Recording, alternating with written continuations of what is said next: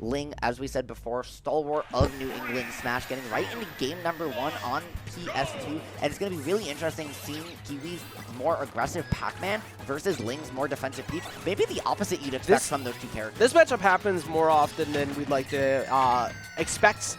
Like you were just saying, Ling played it earlier, but there was a point in time where, get this, we had 7 Pac-Man players, active Pac-Man players, at one point in Connecticut, and they were all good. So I had to deal with watching this character enough to the point where I basically play the character without playing him.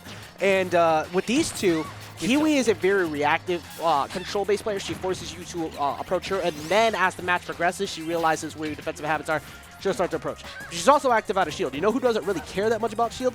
Peach, because of that dare. So if Kiwi's not careful, you'll take those dares to the face, and also trying to get back on, grabbing your item back does not matter. Grabbing your item back, Ling grabbing it a little bit early, forcing that air dodge out, and then punishing it with the stock was really good awareness, knowing that he had the position to just get that punish. If you can grab a Pac-Man's bonus crew as he's going for it, getting that buffered air dodge allows for a huge punish. And now, although Kiwi still trying to close out the first stock, Ling using the float to just hover above the Pac-Man's You're going to see that really often, too, because that float is going to matter so much.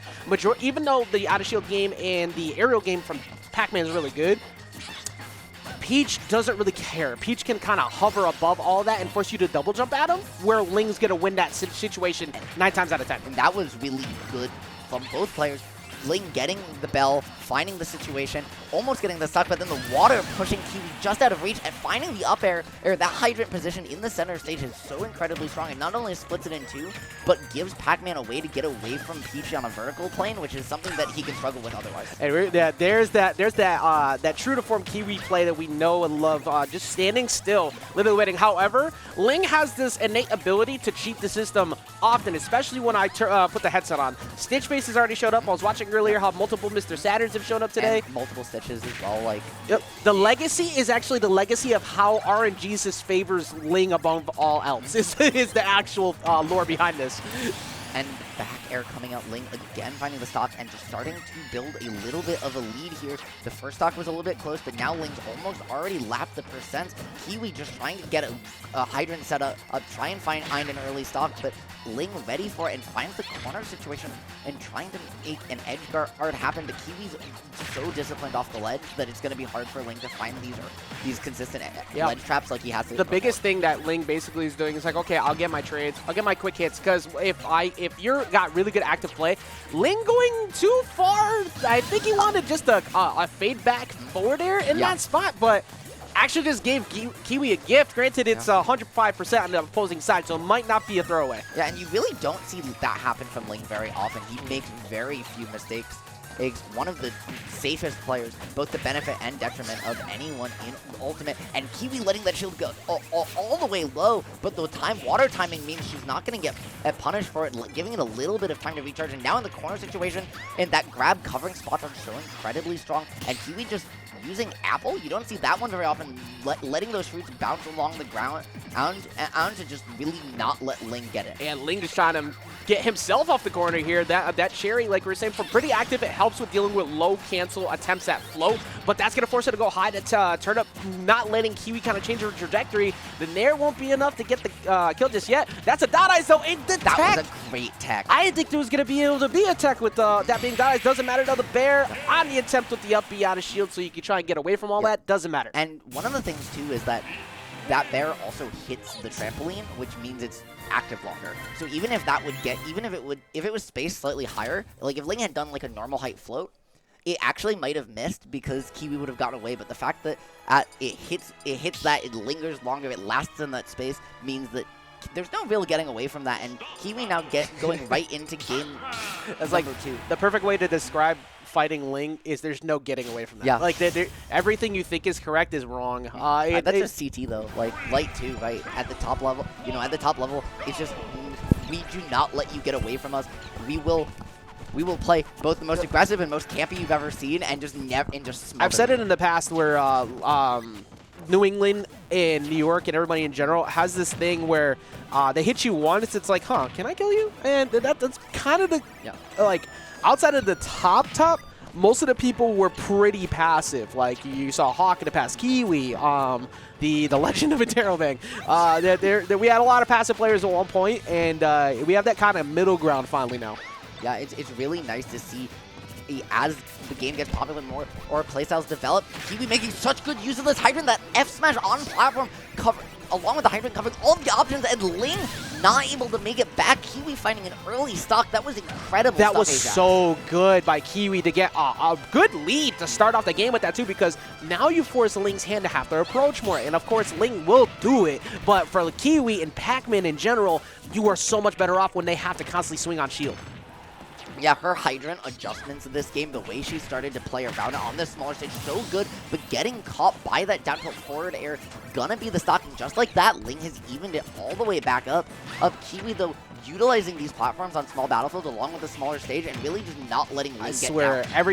Every lead against Ling is borrowed time. It doesn't last a super long time unless you happen to have like a good disjointed based character, but Kiwi, not too far off, just missing the tech, trying to find that dare, and Kiwi getting better at mixing up disadvantage. I think we're now reaching that point in bracket where people aren't being as linear on their landings, which is going to be crucial to try and get past this point. And as you said, with every lead against Ling being borrowed time, there's two ways to beat Ling, right?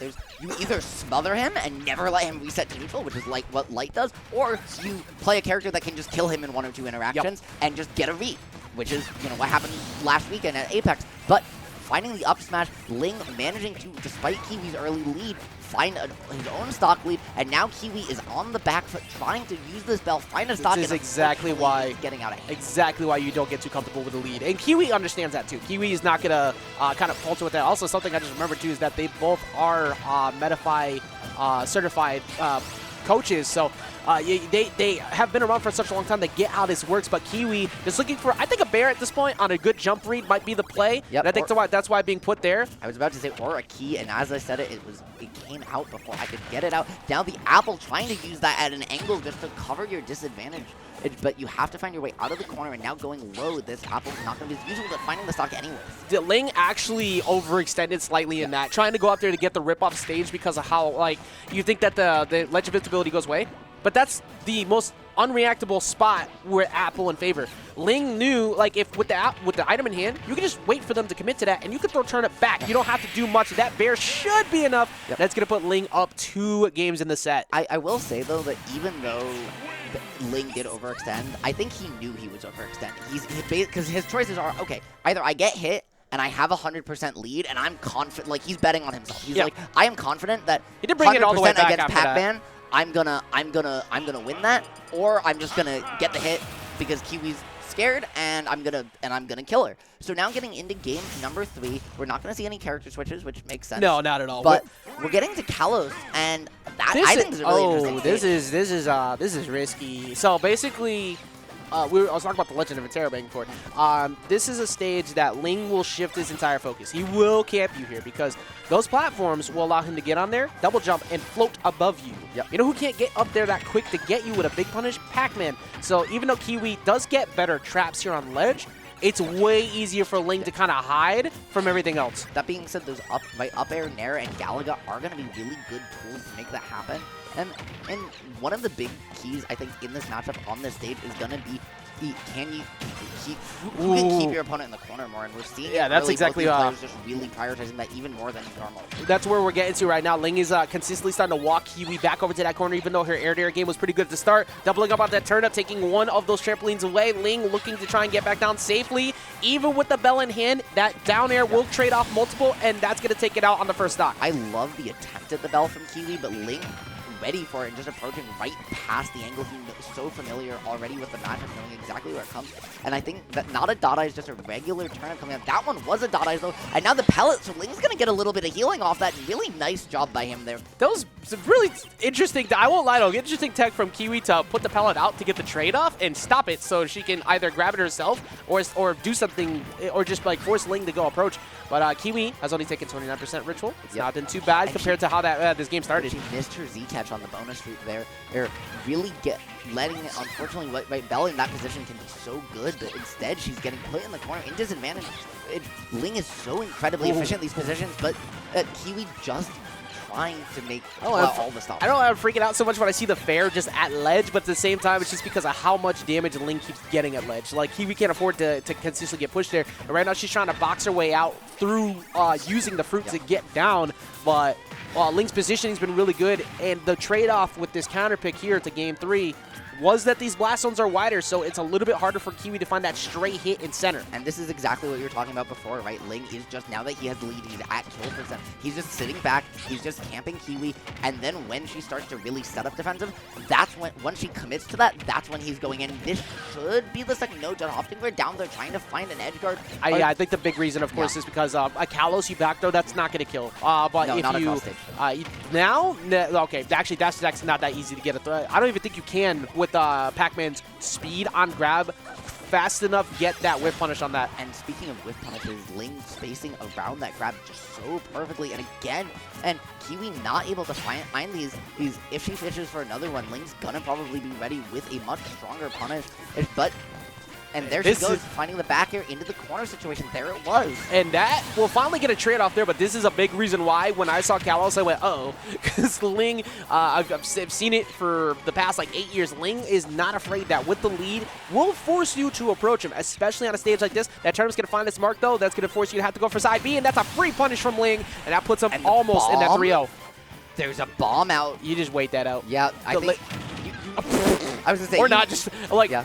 you want a demolition? What if I just throw the equipment at you first? Ling took 40% for that. I think blowing up a fire hydrant's a crime. So Ling, you better watch out. But right now, just swinging back airs all the way across the stage. Kiwi looking like she was holding in there, but now just the juggle situation, and you can see it getting her mental just a little bit. I think she's starting to get very nervous. You can see her; she's starting to just hold in on these DI. She's definitely. It's one of those spots where you're trying so hard to find an opener to get something started, and the way that Ling is playing it, he's forcing Kiwi to have to approach. There's not really an alternative. There's not a safe option to hang back and make me get to you. He's already revealed early on, and that's going to end up being a trampoline off the stage. Even with that, though, there was still 150, so it was probably just to creep away that much further, and Ling is going to go ahead and take it 3-0 here. And that pressure is exactly why Kiwi opted to try for that bounce, right? Is because if she goes for the second one, yeah, it's guaranteed she's going to get back, but Ling's going to be very ready for it, and he's not going to expect that first bounce. Unfortunately, just a little bit too far away. It's really hard to gauge exactly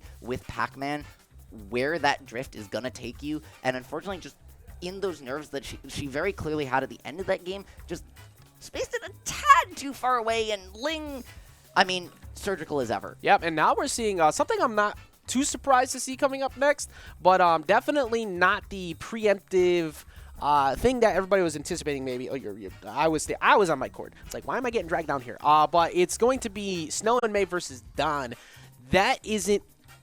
That's just not the norm. Like, it's a little bit different than what we're used to seeing because Snow and May, of course,